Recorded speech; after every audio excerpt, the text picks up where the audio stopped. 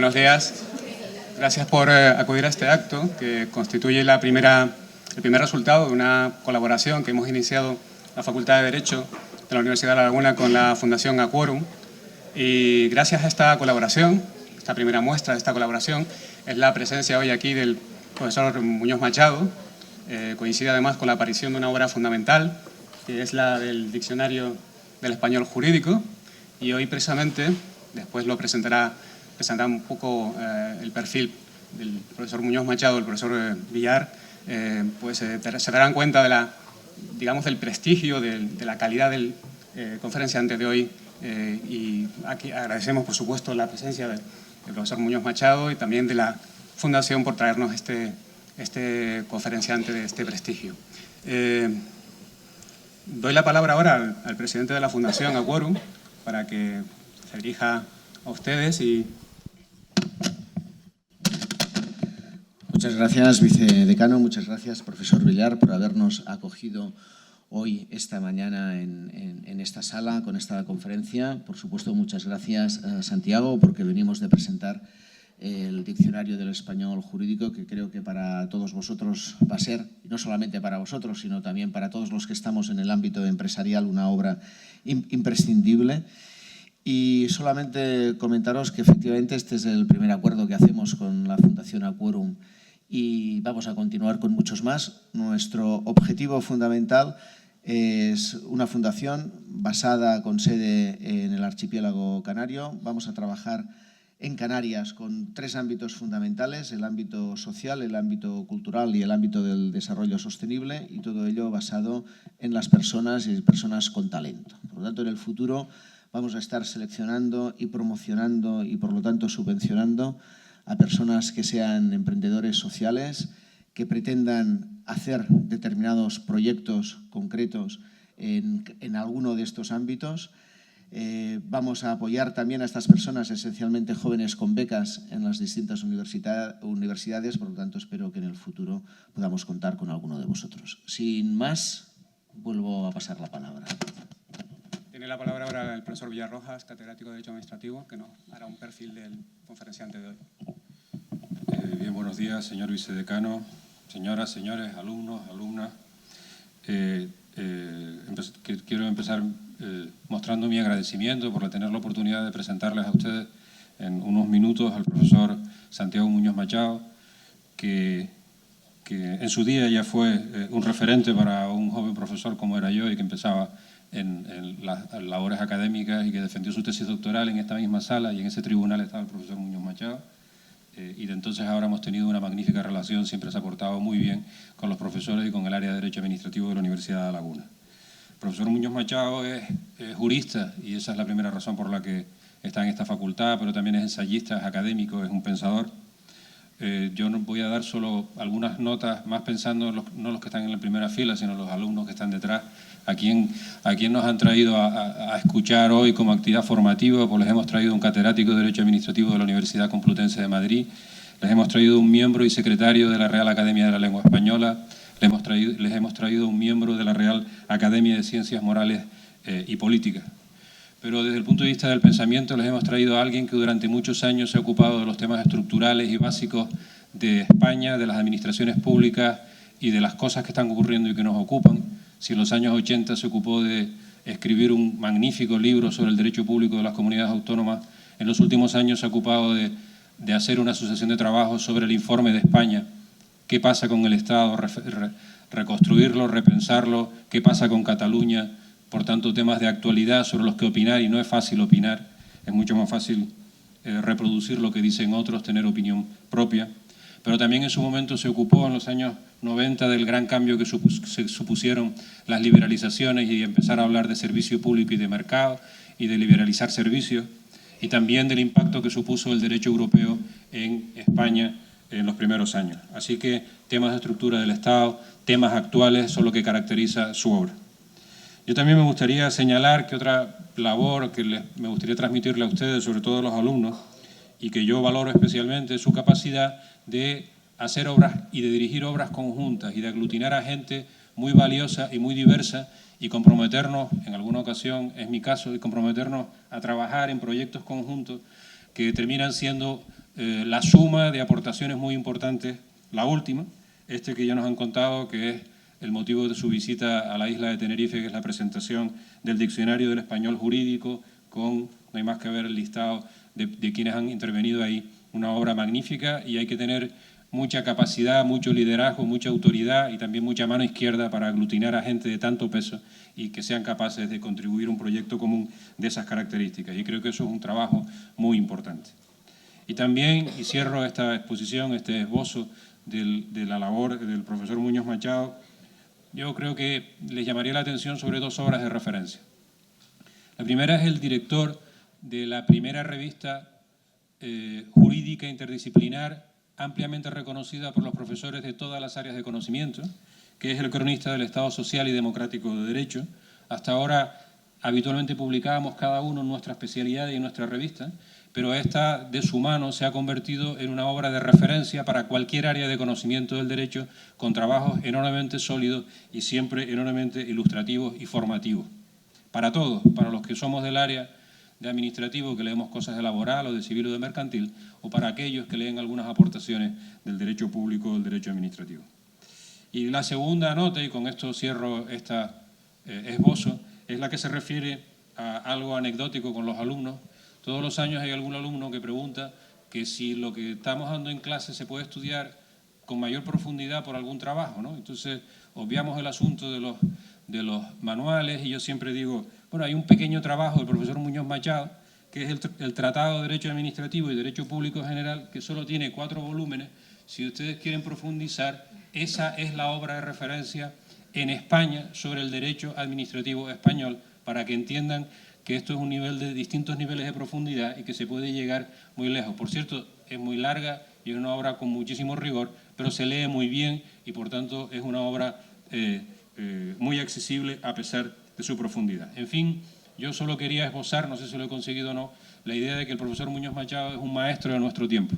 Es un maestro del derecho y del derecho administrativo, pero además no solo es un maestro del derecho administrativo, sino que, como nos va a exponer ahora, tiene una visión y una capacidad que va más allá de lo estrictamente jurídico, aprende cosas fuera de lo jurídico y nos las trae y nos las cuenta a los que nos dedicamos al mundo del derecho. Por tanto, enormemente agradecido de esta presentación, y creo que para la facultad es un orgullo, Santiago, que hayas podido pasar un rato con nosotros y nos ilustres esta mañana.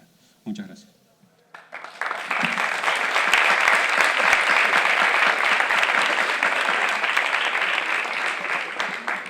Muchas gracias, profesor Villar. Tiene la palabra el profesor Muñoz Machado. Vicedecano, presidente Ángel Simón, querido Francisco Villar, pues muchas gracias por invitarme y por la amable invitación, por la amable presentación que me acaba de hacer. He venido a esta facultad en diferentes ocasiones, una que acaba de recordar el profesor Villar, para mí muy agradable. Quizá los profesores profesores de Derecho que asisten a esta exposición y los alumnos de la facultad que me escuchan, hubieran esperado de un catedrático de Derecho Administrativo que les hablara de cosas próximas a la disciplina que cultivo. Es decir, que les explicara, por ejemplo, algo sobre el reglamento, las concesiones o las sanciones administrativas. De modo que quizá merezca una mínima explicación que les diga por qué voy a hablar de la aventura americana de la lengua de Cervantes y no de esos temas más centrados en el núcleo esencial de la disciplina.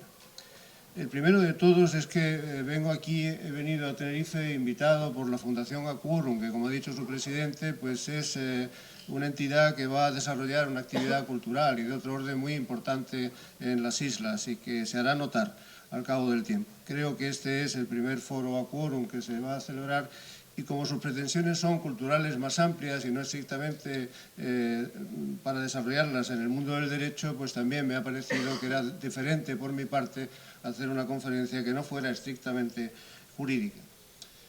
Pero ocurre también que estamos en un año y en unos meses justamente en los que celebramos el 4º aniversario de la muerte de Cervantes, de modo que es pertinente que lo recordemos, a ese gran autor, cuya significación para la lengua española pues es notabilísima.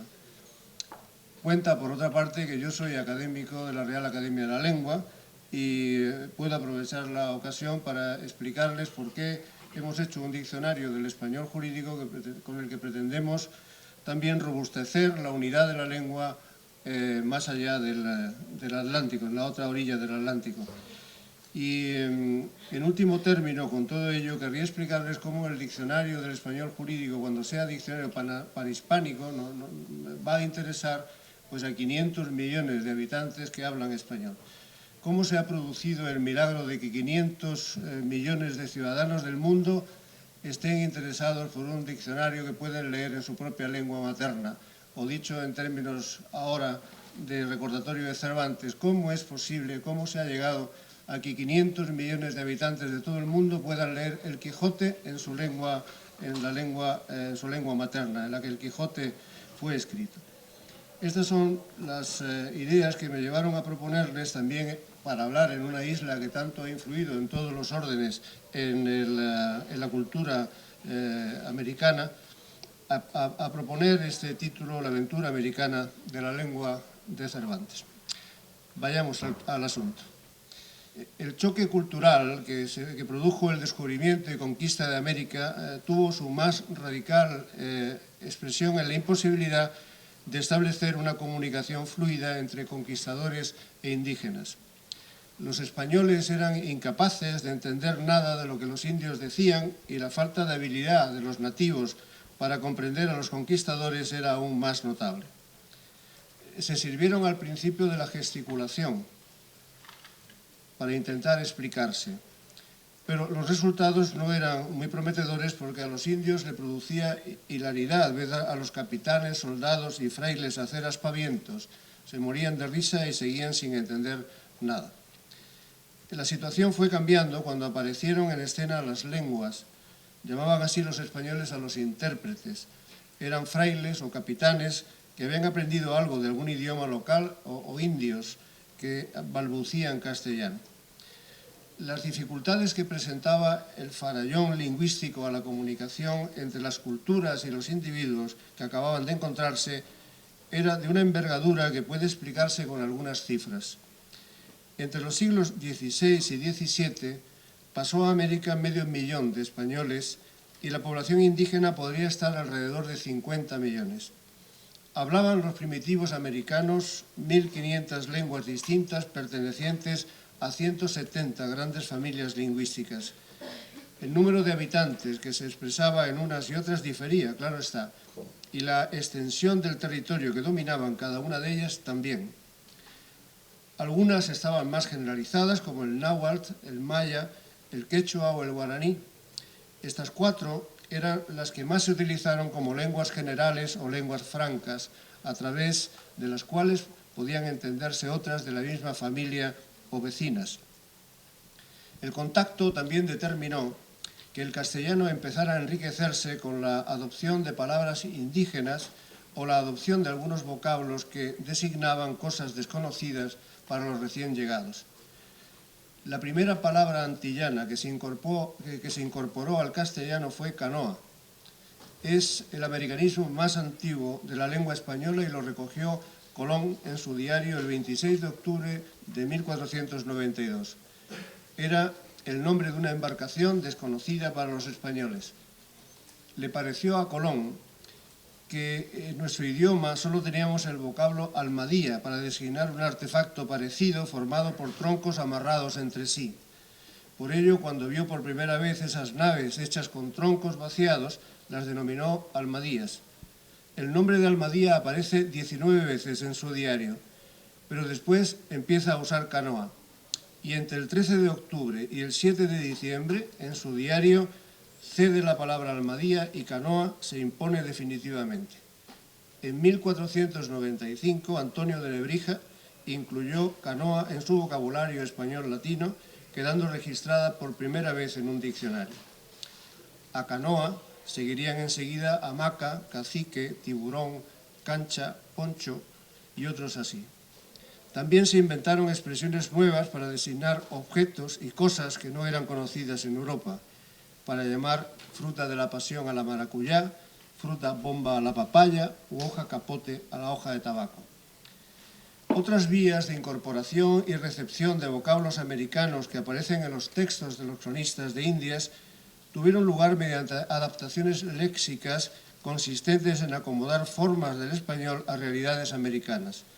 Los conquistadores llamaron lagartos a los caimanes, leones a los pumas, peras a los aguacates, turmas a las papas, vino a la chicha indígena.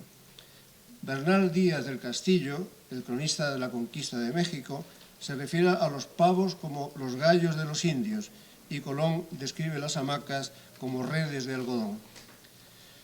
Todas estas aportaciones lingüísticas eran, sin embargo, bastante rudimentarias y quedaban muy lejos de poder resolver lo más principal. Los españoles habían llegado a América y ocupado sus tierras con una única justificación, que les había marcado la bula de donación que había otorgado Alejandro VI, el Papa Alejandro VI, a favor de los reyes católicos. Era evangelizar a los habitantes de aquellas paganas tierras. En el testamento de la reina Isabel la Católica están recogidas las recomendaciones que hace a sus súbditos en este sentido. Pero se moriría la reina sin llegar a enterarse del todo de lo que estaba ocurriendo en las tierras descubiertas. Descubrir sobre todo ella que tenía poco de santo y evangelizador, porque las críticas a las conductas de los conquistadores no estallaron hasta que años después de la muerte de la reina, el dominico Fray Antonio de Montesinos pronunció su famosa homilía a los encomenderos en la Española, el segundo domingo de Adviento de 1511. Denunciaba al predicador, en comandita con sus compañeros de misión que dirigía Pedro de Córdoba, que los españoles sometían a los indios y los esclavizaban e imponían trabajos forzosos bajo la irreal justificación de que los recogían para traerlos a la doctrina cristiana. El asunto provocó la promulgación por el rey católico de las leyes de Burgos, ya ven aquí la aparición del derecho, los estudiantes de derecho, cuyo contenido no voy a recordar, pero destacaré que una de las novedades en que consistía la reforma fue que para emprender cualquier acción contra los indios tendrían estos que estar advertidos de las consecuencias de su resistencia a los españoles y de la misión que los llevaba por aquellas tierras, que no era otra que la salvación de sus almas. Se imitaba lo que decía la Biblia que había hecho Josué a las puertas de Jericó. Primero advirtió Josué a los habitantes de la ciudad de que debían rendirse y, como no lo hicieron, mandó tocar las trompetas y destruir la ciudad. Esta acción bíblica era también una solución jurídica de interés, cuya preparación se encargó a Palacios Rubios, el mayor jurista, el letrado más influyente de la época. Redactó Palacios el texto que los conquistadores debían leer a los caciques indios antes de emprender cualquier acción de fuerza. El documento era largo y explicaba con pormenor que el Papa había donado a sus reyes aquellas tierras, quiénes eran sus majestades y en qué consistía la santa fe que tenían que predicar y en la que habían de convertirse. El protocolo añadía que una vez leído el requerimiento se haría una pausa para que los caciques pensaran, reflexionaran y decidieran si aceptar o no lo que se les pedía.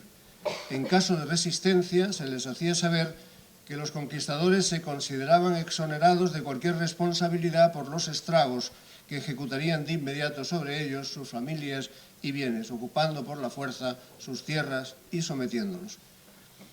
La primera lectura del requerimiento, según el cronista Fernández Oviedo, tuvo lugar el 12 de junio de 1514 y ocurrió lo que era esperable.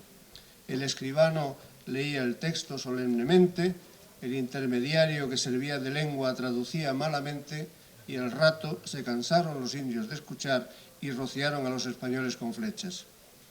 La experiencia de las lecturas del requerimiento sirvió para demostrar a los capitanes españoles y a los miembros del Consejo de Indias que el problema no era tan solo que los indios no entendieran castellano, sino que les resultaba imposible transponer sus ideas y convicciones, los conceptos que manejaban los españoles. Esta absoluta incapacidad de comunicación idiomática se manifestó dramáticamente años más tarde con ocasión de la lectura del requerimiento de Pizarro a Atahualpa, antes de la batalla de Cajamarca. El acontecimiento fue recogido con pormenor por el cronista Guamán Poma de Ayala. Cuenta el cronista con pormenor que Pizarro, Almagro y Fray Vicente, utilizando la lengua Felipe, antes llamado indio Huancahuilca, que ellos eran mensajeros y embajadores de un gran señor, por lo que les requerían que fuese su amigo. Atahualpa contestó con mucha dignidad que también él era un señor, un gran señor en su propia tierra. Fray Vicente intervino entonces tomando en la mano derecha una cruz y el breviario en la izquierda. Le dijo a Atahualpa que era mensajero de otro señor muy grande, amigo de Dios, y que fuese su amigo, y que adorase la cruz y creyese en el Evangelio de Dios. Atahualpa le dijo que no tenía que adorar a nadie sino al sol, que nunca muere. Preguntó Atahualpa a Fray Vicente quién le había dicho que otro gran señor quería ser su amigo y le pedía que creyese en el Evangelio. El fraile le dijo que se lo había dicho el libro del Evangelio. Le pidió entonces el libro a Atahualpa y lo abrió y se asomó a sus hojas y después de contemplarlas protestó de que el libro no le decía nada a él y se quejó de que no lo hiciera y tiró el libro al suelo. Fray Vicente entonces se puso a dar grandes voces diciendo: «Aquí, caballeros, que estos indios gentiles son contra nuestra fe». Y don Francisco Pizarro y don Diego Almagro dijeron: «Salgan, caballeros, contra estos infieles que son contra nuestra cristiandad y nuestro emperador y rey, y demos en ello». Para predicar no bastaba, pues, con la ayuda de los traductores. Era preciso poder explicar los conceptos cristianos conociendo antes con exactitud la lengua y la cultura de los indios. Esta convicción, desarrollada por los franciscanos y los dominicos y más tarde por los jesuitas, abrió una nueva y decisiva fase a la comunicación lingüística. No se optó por hacer aprender a los indios castellano a la fuerza, sino que los misioneros se prestaron a conocer bien las lenguas indias, dejando a un lado el castellano en sus tareas evangelizadoras. La parte siguiente de esta historia es verdaderamente impresionante. Los frailes se convirtieron en los primeros lingüistas y antropólogos de América. Aprendieron las lenguas amerindias, prepararon diccionarios y gramáticas de muchas de ellas y estudiaron la cultura de aquellos pueblos, sus costumbres, su religión y sus creencias. La primera gramática náhuatl, obra del franciscano Andrés de Olmos, data de 1547. La primera edición de un diccionario náhuatl, el del también franciscano Alonso de Molina, es de 1555. La gramática de la lengua purépecha de otro miembro de la orden, Maturino Gilberti, es de 1558, y el diccionario de la misma lengua de 1559. Fueron destacados la gramática de la lengua mixteca del dominico Fray Domingo de Santa María, el diccionario de la lengua zapoteca de Fray Pedro de Feria, la gramática de la lengua huasteca del agustino Fray Juan de la Cruz. En el Perú, el dominico Fray Domingo de Santo Tomás completó en 1560 una gramática y un vocabulario de la lengua quechua, y en 1584 se publicó el Manual de Doctrina Cristiana en Quechua y Aymara de Antonio Ricardo. Tan solo en México, a fines del siglo XVI, se publicaron 109 obras dedicadas a las lenguas indígenas y 80 de ellas eran de autores franciscanos. En suma, hacia el final del reinado de Felipe II, la mayor parte de las grandes lenguas indígenas americanas tenían una transcripción al alfabeto latino y se habían preparado gramáticas y diccionarios. El conde de Vicuña contabilizó más de 1000 trabajos concernientes al estudio de las lenguas indígenas. La política lingüística que he descrito es realmente asombrosa y descubre aspectos inverosímiles del carácter de la conquista española, sobre todo comparándola con la acción de los ingleses en sus colonias de América del Norte. En lugar de imponer su lengua a la fuerza o de segregar y apartar a los indios, los conquistadores son los que aceptan aprender y utilizar las lenguas indígenas. Siendo esto así, la pregunta es cómo fue penetrando el español en los territorios conquistados, cómo progresó el castellano en América. Las instrucciones que se emitían por la corona desde principios del siglo XVI recogen con frecuencia medidas de apoyo a los misioneros para que enseñen el castellano a los nativos como medio más adecuado para adoctrinarlos en materias de religión que era la razón, como he dicho antes, de su presencia en las Indias.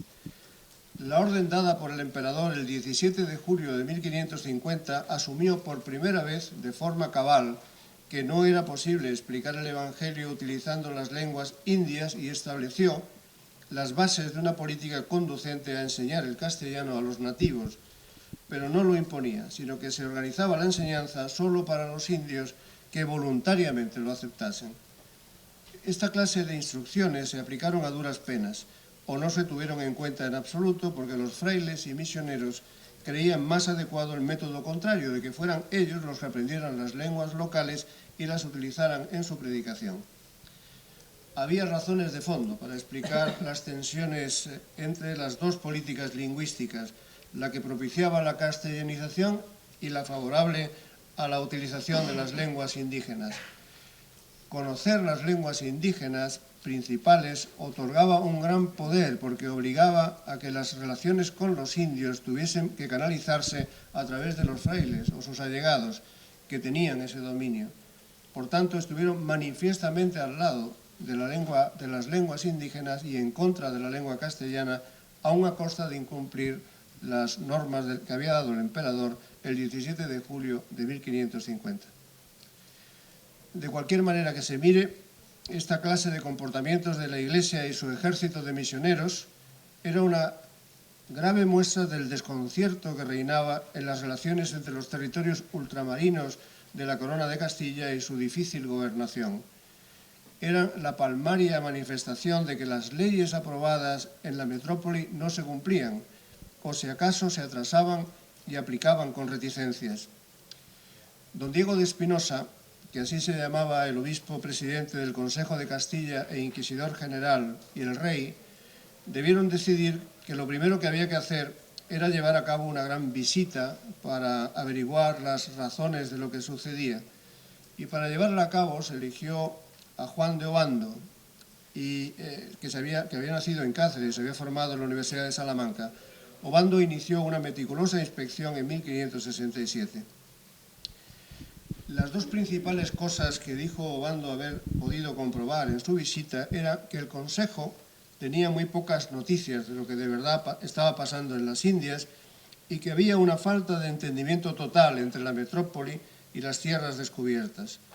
Las leyes que se iban dictando ni se conocían allí, por la mayor parte, y desde luego no se cumplían. De la visita de Obando resultaron unas nuevas ordenanzas pero también fue él el principal promotor de una recopilación general de las leyes de aquellos reinos que simplificaba su contenido y acertaba en cierta manera a acercar su conocimiento a los destinatarios.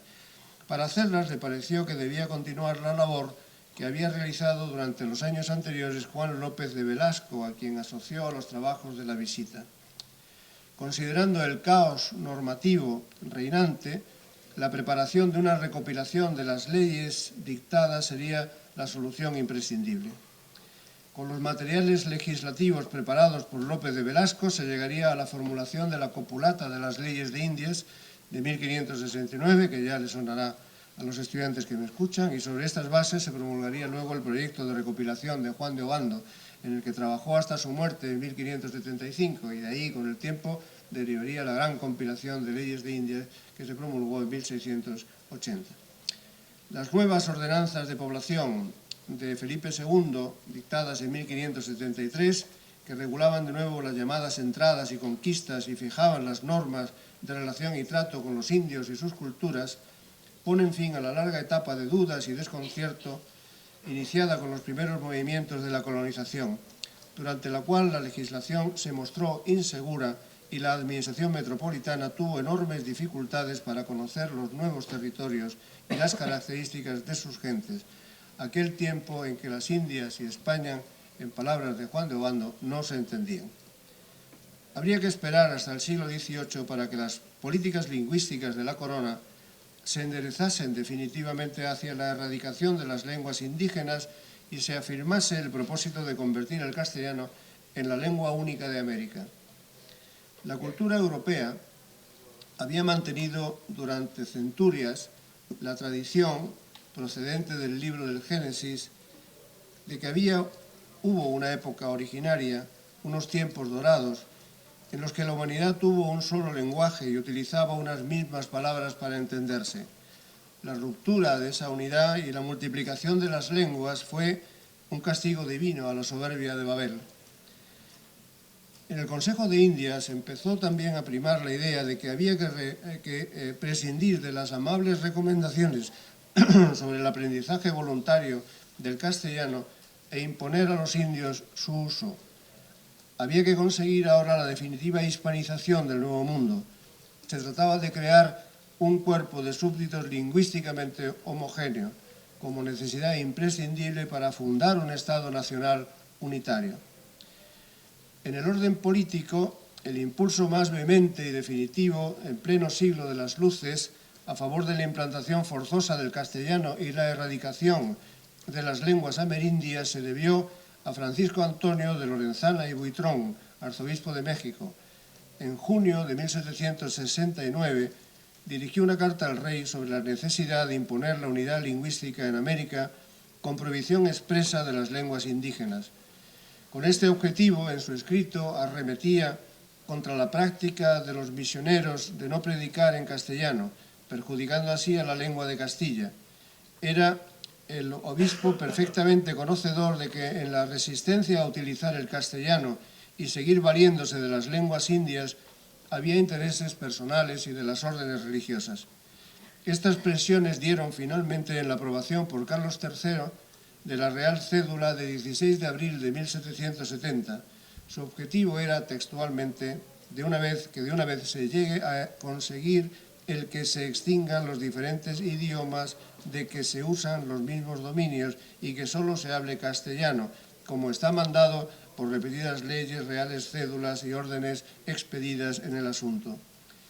Pero el cumplimiento de esta real orden en las diferentes provincias fue muy irregular, lo cual se correspondía también con las dudas expresadas respecto de la extinción de las lenguas indígenas en el propio Consejo de Castilla, en el que personajes muy caracterizados rechazaron las protestas de prohibición e imposición forzosa del arzobispo Lorenzana.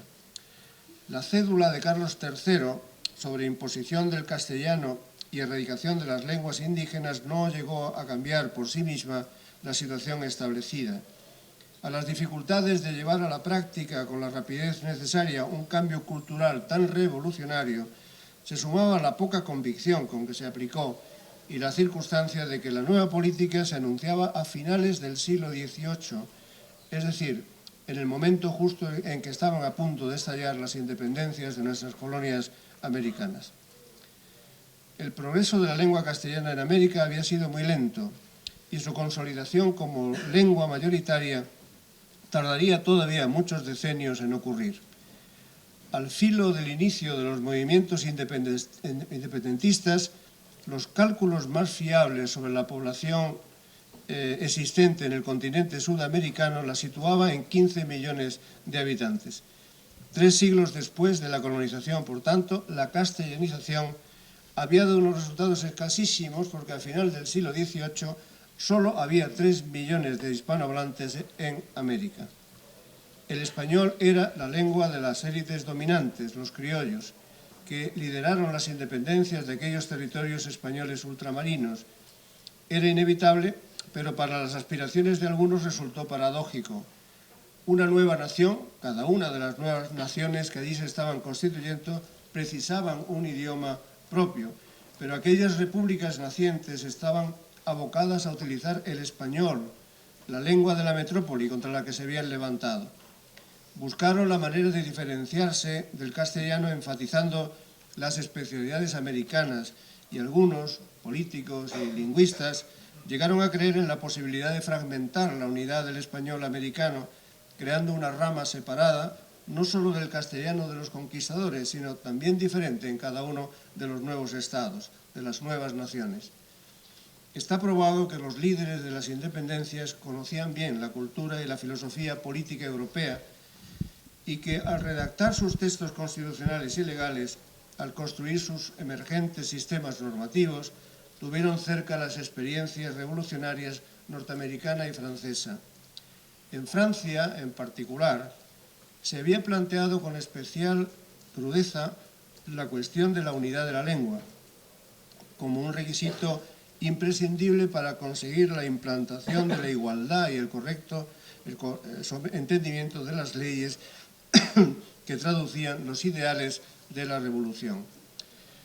A mediados del siglo XVIII, a finales del siglo XVIII, un momento antes de la Revolución Francesa de 1789, el pueblo no hablaba la lengua del rey, la lengua de la corte, sino un francés popular, muy distinto en todo a ese francés refinado y culto.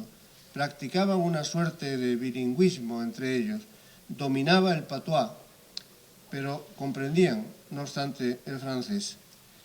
En la primera etapa revolucionaria, que arrancó, como he dicho, en 1789, la democratización de Francia alentaría la igualdad de todas las formas de expresión. Al comienzo de la Revolución, los dirigentes desarrollaron una política muy tolerante con las lenguas regionales. Pero pronto los revolucionarios burgueses vieron que el patois era un obstáculo para la propagación de sus ideas. Bertrand Barrère, miembro del Comité de Salud Pública, abrió una gran ofensiva en favor de la implantación de una única lengua nacional. La monarquía, dijo, tenía razones para parecerse a la Torre de Babel.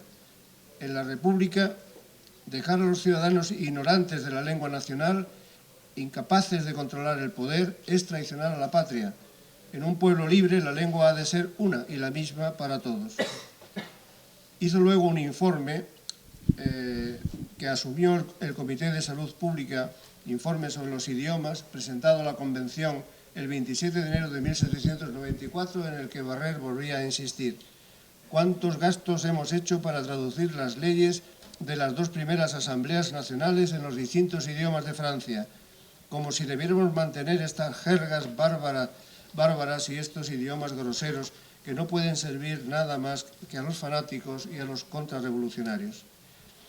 El abad Henri Baptiste Grégoire publicó un informe en 1794 sobre la necesaria extirpación del patois, en el que decía que era paradójico e insoportable que menos de 3 millones de franceses sobre 25 hablaran la lengua nacional y que al menos 6 millones de franceses, sobre todo en las zonas rurales, la ignorasen. Más tarde, el Comité de Salud Pública reafirmó en una circular de 16 de junio de 1794 la necesidad de suprimir los dialectos. Decía: en una república una e indivisible, la lengua debe ser una. La variedad de dialectos no es sino un federalismo con el que hay que acabar por completo. Con el decreto de 2 Termidor del año 2, 20 de julio de 1794, Robespierre instaura el terror lingüístico, que no solo imponía la lengua francesa como la única que se podía hablar en Francia, sino que condenaba con grandes penas a cualquier autoridad o funcionario que propiciase o tolerase lo contrario. Considerando las seguras influencias que venían de un movimiento revolucionario que algunos líderes de la insurgencia americana habían conocido directamente por sus estancias en Europa, y teniendo en cuenta la importancia de afianzar una cultura propia en la que apoyar la emergencia de las nuevas naciones, nada tiene de sorprendente que también apareciera en las nacientes repúblicas americanas un nacionalismo lingüístico que apostaba por marcar las especialidades del castellano de América como criollizado y diferente del hablado en España. Se aportaron inmediatamente justificaciones a esa política. La más simple fue que no resultaba razonable crear naciones independientes de una metrópoli opresora y mantener oficialmente el idioma que éste les había dado, una lengua que llevaba además el nombre y el modelo del país del que se estaban separando. Aunque los independentistas no tuvieran alternativas idiomáticas al español, que era su lengua familiar, constataban que el de América había sido más permeable a los neologismos, se había enriquecido con ellos y remarcado algunos signos de identidad. Las lenguas indígenas aportaron también elementos fonéticos y léxicos con los que esbozar diversas variantes dialectales. Estas percepciones permitieron al menos discutir sobre qué español debía utilizarse en América, si el puro, que habían llevado los conquistadores y que tenía su mejor expresión en la literatura del Siglo de Oro, o el resultante de la amalgama ocurrida en cada virreinato americano. En conexión con esta elección también se planteaba el problema de la unidad o la diversidad idiomática según los territorios. Quedó, sin embargo, viva la cuestión de las particularidades del español americano, que se centró en esencia en si debía fomentarse el desarrollo del español transformado por el pueblo al utilizarlo, acogiendo neologismos y variantes dialectales que terminarían conduciendo a la diversificación de la lengua según su evolución en cada zona del continente, o por el contrario, habría que recuperar los modelos del siglo XVIII español, del siglo de oro español, y aceptar que el sistema de la lengua fijado a partir de estos cánones. Se ha dicho siempre, se ha destacado muchas veces la importancia de la obra del filólogo, escritor y erudito venezolano Andrés Bello en el triunfo del español culto, acomodado al acervo de la literatura española y a los criterios de la Real Academia de la Lengua, que había editado su primer diccionario entre 1726 y 1739. La gramática para americanos de Bello estuvo muy cerca del español de los grandes escritores de nuestra historia, como Lope de Vega, Quevedo, Calderón y, desde luego, Cervantes.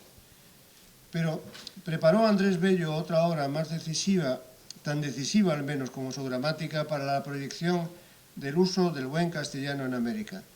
Aunque no se refiere a este dato, ninguna de las historias escritas por filólogos, por más que a los juristas nos llene de orgullo recordar, sin embargo, este otro gran aspecto de la obra del grandísimo don Andrés.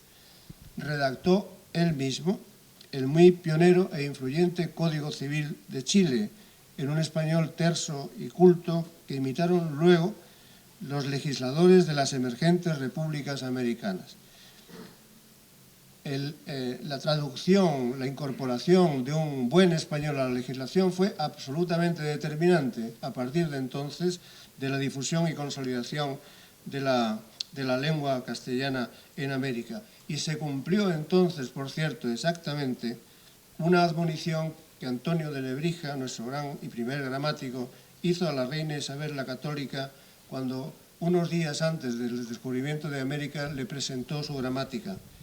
La lengua, le dijo, es compañera del imperio. Y aún añadió: cuando su Alteza haya sujetado tantos pueblos bárbaros y naciones de lenguas extrañas, éstas tendrán que aceptar las leyes que el conquistador impone al conquistado, y con ellas nuestra lengua. Esta función esencial de la legislación y en general del derecho para la consolidación de una lengua que había olvidado casi del todo España, la retomaron con enorme éxito los gobernantes americanos nada más conquistar el poder. Impusieron la lengua también con las nuevas leyes. Poco a poco, a partir de las políticas de castellanización desarrolladas en las nuevas repúblicas, el número de lectores de la literatura española clásica y especialmente del Quijote se amplió. La novela cervantina, en particular, había llegado a las Indias a primeros de 1605, el mismo año de la edición de la primera parte. El librero de Alcalá de Henares, Juan Sarriá, fletó en Sevilla un cargamento de libros con destino al importador de Lima, Miguel Méndez. El barco que lo transportaba, Nuestra Señora del Rosario, llegó a Portobelo, en el Panamá Atlántico, en el verano, y allí lo recogió el hijo del librero de Alcalá.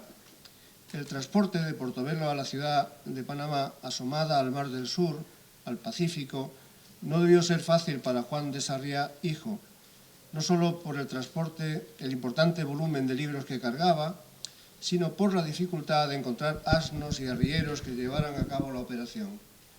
Ya en Panamá, el joven Sarriá se vio obligado a vender 8 cajas de libros para aliviar sus gastos.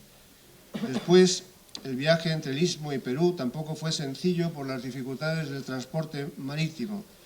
Obtuvo un espacio para 45 cajas en la nave Ave María y en la Nuestra Señora del Carmen, y llegó probablemente a Lima en mayo de 1606. En el documento final de recepción por parte del librero Méndez se deja constancia de la entrega de 72 ejemplares del Quijote. Fueron los primeros que llegaron a América. Eran de la primera edición. La tercera se envió casi entera a América en las 2 flotas del año. Hay constancia también de que muchos viajeros llevaban el Quijote como libro de lectura para la larga travesía. En el prólogo de la edición hecha por la Real Academia Española en 2005 para celebrar el 400 aniversario de la edición de la primera parte del Quijote, del ingenioso hidalgo Don Quijote de la Mancha, se recuerda la influencia central que esta obra tuvo en la gramática de Andrés Bello y, por tanto, en el castellano de América. Anoto la curiosidad de que se vendieron allí 1 millón de ejemplares. Esta influencia no se ha perdido nunca, sino que se ha redescubierto y potenciado muy especialmente desde la segunda mitad del siglo XX. Hay incontables testimonios de escritores hispanoamericanos que han manifestado en el último siglo la importancia de Cervantes en su literatura. Miguel Ángel Asturias, Borges, García Márquez, Cortázar, Vargas Llosa, el reciente premio Cervantes Fernando del Paso. Carlos Fuentes, el formidable escritor mexicano, utilizó una afortunada metáfora para explicar la influencia de Cervantes en América. La geografía del español, escribió, es el territorio de la Mancha. Esa mancha cervantina, en la metáfora de Fuentes, no tiene una localización específica, sino que es el universo sin fronteras lingüísticas que habitamos gozosamente comunicados 500 millones de ciudadanos de uno y otro lado del Atlántico. Es la mayor aportación que ha hecho España al mundo, sin parangón posible con cualquier otra a lo largo de toda nuestra historia. Esto es todo. Muchas gracias.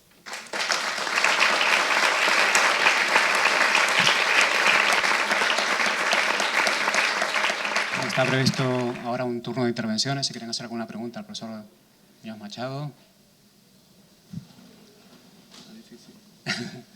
Yo tengo una pregunta. Yo siempre me gusta preguntar. Soy muy preguntón. Y la pregunta que le voy a hacer es si, como hemos visto que hay una relación muy estrecha entre el derecho y el lenguaje que se expresan las normas jurídicas, si los destinatarios de las normas tienen que llegar a entender lo que el legislador quiere decir directamente, no a través de intermediarios, no a través de las lenguas o de los juristas o de... Bueno, las leyes están dirigidas a los ciudadanos y tendrían que ser lo suficientemente claras como para que los ciudadanos por sí mismas, sin intermediarios, las entendieran. La lucha por la claridad y la precisión del lenguaje jurídico es antigua y nunca se ha llegado a conquistar un ideal, ¿no? Aprovecho la pregunta para explicar un poco el diccionario del español jurídico que tengo a la izquierda, que precisamente esta obra ha sido impulsada por el Consejo General del Poder Judicial y el Tribunal Supremo, que celebró un acuerdo con la Real Academia Española para ver si se buscaban soluciones justamente a la claridad de la expresión lingüística. Debo decir, lo digo especialmente a los alumnos que oirán eso de la dificultad del lenguaje jurídico. Ya habrán visto, por lo que tienen estudiado, que el lenguaje jurídico no es un lenguaje demasiado especializado. Es un lenguaje técnico en algunas ocasiones, pero no se parece en todo al lenguaje común, al lenguaje de la calle, al que usan los demás ciudadanos. Muchas veces la llamada oscuridad del lenguaje de los juristas es torpeza del escritor o torpeza del orador, que no sabe realmente o no acierta a trasladar sus ideas con justeza y con precisión. Pero, en fin, para intentar mejorar el entendimiento del derecho, pues lo primero que hay que saberse es la significación de las palabras particulares del sistema lingüístico del derecho. Y en el marco de ese convenio y con el apoyo de algunas entidades fundacionales, muy especialmente con el apoyo de Quorum, que hoy también organiza este acto, pues un grupo muy importante de profesores de todas las universidades españolas, o de casi todas, pues han participado en el levantamiento de este monumento físico, al menos físico, que es el Diccionario del Español Jurídico. Es una obra que se separa del planteamiento tradicional de los diccionarios jurídicos, que ya habrán visto o sabrán que hay muchos, que ha habido siempre muchos, pero que ninguno pues, ha adoptado este método de preparación, que es un método que se parangona con el utilizado para los diccionarios de la lengua. No se trata de contar exhaustivamente cada voz, cada entrada, sino definirla muy escuetamente, pero aportando la mayor información posible sobre su significado, sobre su utilización práctica también, su utilización ordinaria. Se está preparando al mismo tiempo un libro de estilo de la justicia que ayudará a los tribunales a que hagan sus resoluciones un poco mejor, más ordenadas, sintáctica, gramaticalmente, etc. Y como se ha dicho al principio, continuaremos con esta obra hasta hacer un diccionario panhispánico del español jurídico que incorpore dentro de este marco común, que este es el marco común para todos los países de habla española, pues las particularidades que sean evidentes de otros países también hispanoamericanos. Lo acabaremos y publicaremos, esperamos, el año próximo. Pero, en fin, el legislador y los tribunales y los juristas y los escritores tenemos todos que esforzarnos por decir las cosas. Y una de las cosas que se explican o que siempre se exigen cuando se habla de la claridad del lenguaje, pues es que se prescinda por el derecho también de algunas maneras de expresar, de algunas formulaciones que molestan a los usuarios. Por ejemplo, en una comisión constituida a este efecto en el Ministerio de Justicia desde hace ya muchos años, pero que no llegan a ninguna conclusión sobre la claridad del lenguaje, una de las propuestas que vienen haciendo es que prescindan los juristas de los latinismos, ¿no? De las expresiones latinas, porque las expresiones latinas no las entiende la gente. Sin embargo, de eso no debemos prescindir, porque un mínimo de lenguaje técnico resuelve muchas cosas, ¿no? Se explica, si se tuviera que sustituir la expresión pacta sunt servanda por su equivalente, pues haría falta en cada sentencia o cada escrito doctrinal sustituirla por una perorata de varias páginas. Pacta sunt servanda resume una cultura jurídica completa, una institución de un modo que insustituible, no sustituible por una alternativa igualmente escueta. Pero hay poco, insisto, en el derecho que no sea entendible si quien lo explica con sentido y con razón. Más bien es defecto de estilo del legislador, entonces. Es defecto de estilo del legislador. ¿Sí? ¿Alguna pregunta? Sí. Yo tenía una pregunta y es que el diccionario jurídico que nos presenta, ¿lo podemos comprar de forma telemática para a la hora, por ejemplo, de utilizarlo en un examen, tener acceso mediante el ordenador a ese diccionario? Va a ser estupendo para copiar. Yo es que lo veo útil. No, bueno, no está en red todavía, va a estarlo. En ebook. Va a estarlo dentro de poco. Esperamos hacer una edición digital y que esté accesible en la página de la Real Academia Española y en otros, probablemente también en la del Consejo del Poder Judicial, probablemente a finales del año próximo. Primero vamos a terminar de madurar, ¿no? y también vamos a darle oportunidad a Espasa, que es nuestro editor, que venda la primera edición, lo ponemos en red. Bien, muchas gracias, profesor Muñoz Machado, gracias al presidente de la Fundación Ángel Simón, profesor Villar, gracias a ustedes por asistir a este acto y se levanta la sesión.